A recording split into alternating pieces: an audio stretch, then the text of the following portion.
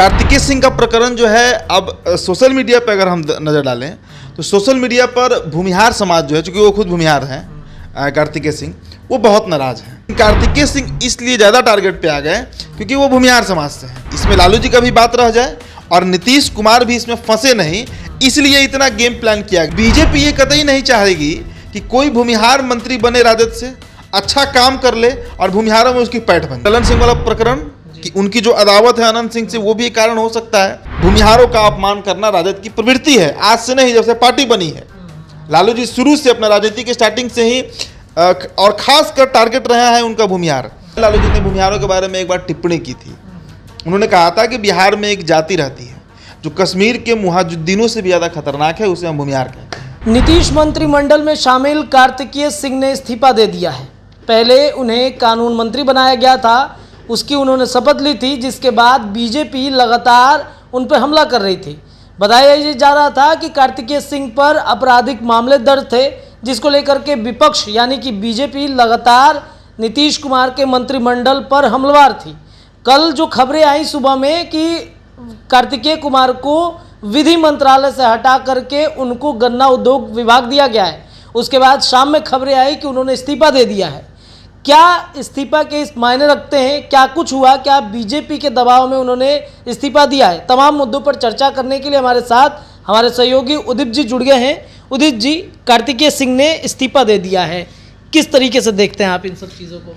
देखिए, बीजेपी की राजनीतिक जीत है या नहीं, इस पर बाद में आएंगे, लेकिन पहले ये बात समझ लीजिए कि नीतीश कुमार किसी भी कीमत पर झुकने वाले नेताओं में से नहीं है। नीतीश कुमार के ऊपर आप कितना भी प्रेशर बना लीजिए, भाई बिहार में जातीय जनगणना करवा लिए ना, देश में उनसे बड़े बड़े दिग्गज नेता हैं, लेकिन जातीय जनगणना तो सिर्फ बिहार में हुआ।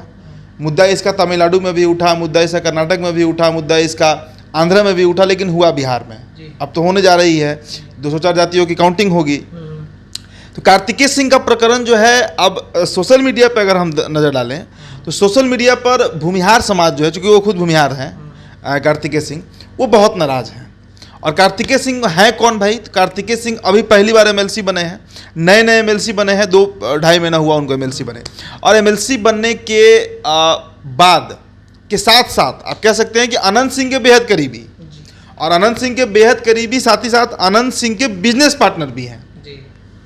तो अब जो एक तबका है भूमिहार समाज का, वो इनको ललन सिंह से जोड़ रहा है कि ललन सिंह की प्रतिद्वंदिता रही है अनंत सिंह से लगातार, इधर पूरा बिहार जान रहा है।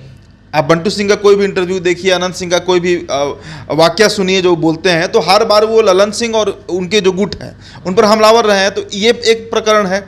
दूसरा प्रकरण है कि भाई बिहार बीजेपी लगातार जिस तरह हमलावर रही है फ्रॉम द फर्स्ट डे, जब से ये गवर्नमेंट बनी है, जब से ये सरकार बनी है, जिस दिन से मंत्रिमंडल बना, गठन हुआ 16 अगस्त, उस दिन के बाद से ही। और देखिए, ऐसा नहीं कि बीजेपी सिर्फ कार्तिकेय सिंह का मुद्दा उठाई। हाँ, ये बात अलग है कि कार्तिकेय सिंह के मुद्दा को सबसे जोर शोर से उठाया गया।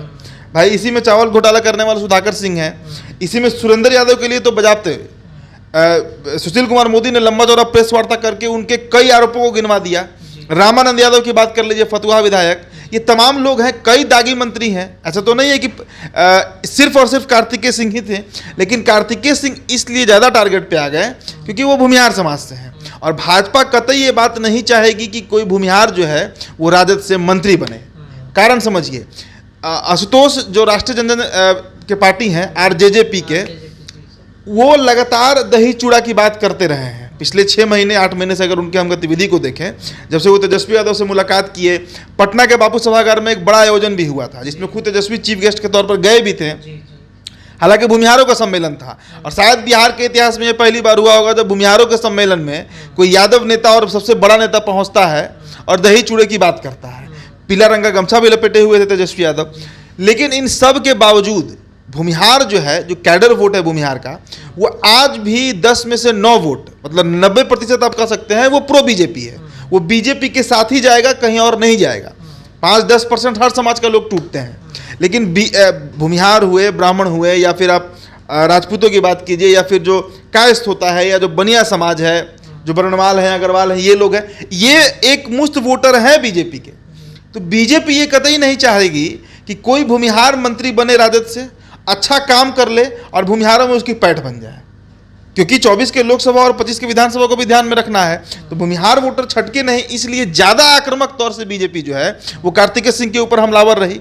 दूसरा चीज़, ये तो दूसरा पॉइंट हो गया। पहले ललन सिंह वाला प्रकरण कि उनकी जो अदावत है अनंत सिंह से, वो भी एक कारण हो सकता है। दूसरी चीज़ बीजेपी वाला प्रकरण। अब तीसरी चीज़ आप समझिए कि नीतीश कुमार के सामने बहुत द्वंद्व की स्थिति आ गई थी। कार्तिकेय सिंह, देखिए Nitish Kumar law and order के लिए जाने जाते हैं, बिहार में सुशासन के लिए जाने जाते हैं, और IRCTC घोटाला जब 2017 में उठा उसके बाद ही ना ये पार्टी से अलग हुए राजद से। तो किसी भी कीमत पर एक ऐसे व्यक्ति जिसके ऊपर कई तरह के मतलब चार्जेस लगे हुए हैं, अपहरण के, किडनैपिंग के, क्रिमिनल कॉन्स्पिरेसी के, इस तरह के जो गंभीर धाराएं लगी हुई हैं, और जो व्यक्ति 2015 में जिनका जमानत जो है उसे खारिज किया गया कोर्ट के द्वारा, 2017 में खारिज किया गया, और आज दानापुर कोर्ट में फिर से सुनवाई है वही अपहरण के मामले में, जिसमें कार्तिकेय सिंह को अभियुक्त बनाया गया है। तो ये पूरा प्रोसेस जो है, इसमें लालू जी का भी बात रह जाए और नीतीश कुमार भी इसमें फंसे नहीं, इसलिए इतना गेम प्लान किया गया कि देखिए कल सुबह अचानक उनका पहले मंत्रालय ट्रांसफर किया जाता है, शमीम साहब को दे दिया जाता है कानून मंत्रालय, विधि मंत्रालय, और इनका जो मंत्रालय होता है कार्तिक सिंह का, वो चला जाता है गन्ना उद्योग मंत्रालय, इनको दे दिया जाता है। और फिर अब ये इस्तीफा दिए हैं या इनसे इस्तीफा दिलवाया गया है, ज़्यादातर जिस तरह की स्थितियां अभी देखने में बन रही हैं, इनसे इस्तीफा दिलवाया गया है। इस्तीफा इसलिए दिलवाया गया है क्योंकि आज इनकी कोर्ट में पेशी होनी है। मान लीजिए अगर खुदा ना खास्ता इनको सजा हो जा रहा है, किसी भी मामले में इनको अगर सजा, और खासकर अपहरण वाला मामला अभी तुल पकड़े हुए हैं, उसमें अगर कोर्ट इनको अभियुक्त से सजायाफ्ता कर देती है, तो उस स्थिति में फिर कितनी फजीहत होगी इस सरकार की। बीजेपी के पास फिर से एक मौका हो जाएगा बोलने का। तो इन सभी बातों को देखिए, कई कारण थे कार्तिकेय सिंह के पीछे। कार्तिकेय सिंह उस समाज से आते हैं, उस जाति से आते हैं जिसका राजनीतिक वर्चस्व बिहार में बहुत ज़्यादा है, इसलिए ये प्रकरण इतना तूल पकड़ा। अब देखिए, अब इसके बाद बीजेपी जो है वो क्रेडिट ले रही है। जो सुशील मोदी प्रेस वार्ता करके अखबारों में खबर निकलवा कर लगातार कार्तिकेय सिंह के ऊपर हमलावर थे, अब वही बीजेपी के जीवेश मिश्रा जो पूर्व मंत्री रहे हैं श्रम संसाधन विभाग के बिहार सरकार में, वो बोल रहे हैं कि भाई भूमिहारों की बेइज्जती हुई है बिहार में। उसके बाद आप इनका बात कर लीजिए, जो पूर्व MLC हैं रजनीश कुमार, मतलब भूमिहार समाज के जो बड़े नेता हैं, चाहे वो पद पे हो या ना हो, ये तमाम लोग अब सीधे तरीके से कह रहे हैं रत्नेश की भूमिहारों का अपमान करना राजद की प्रवृत्ति है। आज से नहीं, जब से पार्टी बनी है, लालू जी शुरू से अपना राजनीति के स्टार्टिंग से ही और खास कर टारगेट रहा है उनका भूमिहार।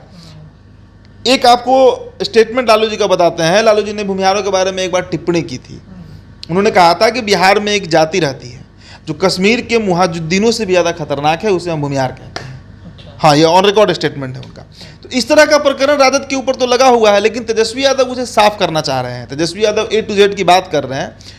इस बार तो MLC चुनाव में आपने देखा कितना ज़्यादा, सबसे ज़्यादा भूमिहार समाज से ही MLC बने, तो टिकट बंटवारा भी उसी समीकरण से तेजस्वी यादव ने किया। लेकिन कार्तिक मास्टर के साथ समस्या बहुत है। इनके साथ है, पहला तो ये अनंत सिंह गुट के व्यक्ति हैं। अनंत सिंह की एक्सेप्टेबिलिटी कितनी है JDU में, ये बात पूरा बिहार जानता है, हमें बताने की जरूरत नहीं है।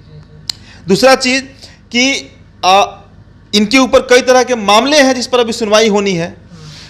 ललन सिंह से इनकी क्या इनका संबंध रहेगा तो आप जान ही सकते हैं। तो JDU बहुत मजबूरी में ही तेजस्वी यादव के कैबिनेट को एक्सेप्ट कर रही है, समझिए। नहीं तो आज ही जो पूर्व MLC हैं बीजेपी के कुमार रजनीश, उन्होंने कहा है कि सिर्फ कार्तिकेय मास्टर पर क्यों कार्रवाई हुआ भाई, सुधाकर सिंह पर क्यों नहीं हुआ, जो रामगढ़ से विधायक है, जगदानंद सिंह के बेटे हैं। नीतीश कुमार ने ही कहा था कि वो चावल घोटाला में संलिप्त हैं, चावल चोर तक उनको कहे थे नीतीश कुमार। आज वही इनके कैबिनेट में बजाबते कृषि मंत्री बनकर बैठे हुए हैं।